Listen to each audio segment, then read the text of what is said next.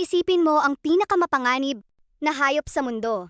Marahil ang una mong iisipin ay leon, pating, o buwaya.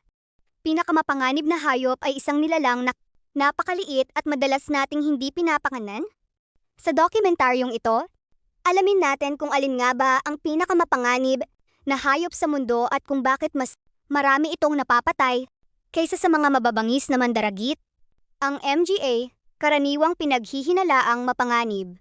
Ang leon ay kilala bilang hari ng kagubatan.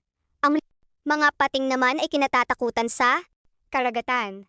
Samantala, ang mga buwaya ay may napakalakas na kagat na kayang durugin ang kanilang biktima. Taon-taon, ang mga hayop na ito ay nakapipinsala at minsan ay nakamamatay sa mga tao. Ngunit, sa kabila ng kanilang nakakatakot na reputasyon, hindi sila ang nangunguna sa listahan. Ang tunay na pinakamapanganib.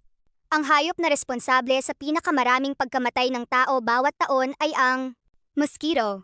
Oo, ang karaniwang lamok. Hindi nito pinapatay ang tao gamit ang kagat nito. Sa halip, nagdadala ito ng mga sakit tulad ng malaria, dengue, chikungunya, yellow fever, at iba pang mapanganib na impeksyon. Kapag kinagat ng nahawaang lamok ang isang tao, maaari nitong maipasa ang mga mikrobyong nagdudulot ng malubhang karamdaman. Bakit napakadelikado ng lamok? Ang mga lamok ay matatagpuan sa halos lahat ng bahagi ng mundo dahil sa kanilang dami at lawak ng pagkakalat, napakadali nilang makahawa ng sakit. Hindi tulad ng leon o pating na bihirang makasalamuha ng tao. Ang mga lamok ay nasa ating paligid araw-araw. Kaya kahit maliit sila, napakalaki ng epekto nila sa kalusugan ng tao. Iba pang mapanganib na hayop. Kasama rin sa mga mapanganib na hayop ang crocodile, king cobra, hippopotamus, great white shark.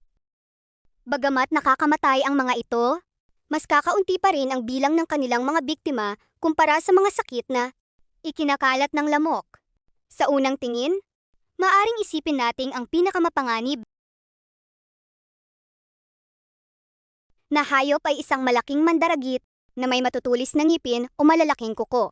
Ngunit ipinapakita ng katotohanan na ang pinakamapanganib na hayop sa mundo ay isang maliit na insektong madalas nating itaboy lamang gamit ang ating mga kamay.